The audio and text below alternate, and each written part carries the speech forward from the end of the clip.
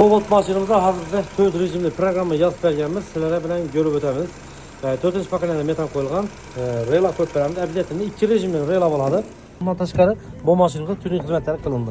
Göreceğim, skors dövrekleri, üstleri bilek koyuldu, roller hem. Takoy, şimdi kurs kontrol multimedya koyup berip, kurs kontrollarının polisi programlarını işletmeyen. Karaklar, 4 rejimli programımız. Abi ekonomik rejim, göreceğim. Ekonom rejimde aborotlar, pes aborotta yürüp ekonomisini 60-50 km radiyusda oynaydı. Sizlere garanti veremiz. Bizetini programını uğranık. Drive rejimde yürüdü. Drive rejimde hazırgı hedef vergen aborotlarımızda yürüdü.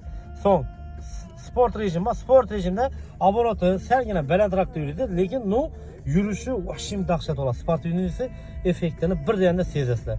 Xullas, kime shunday 4 rejimli programmalarimiz gerek olsa, pastdagi nomer orqali telefonlashib kelasizlar.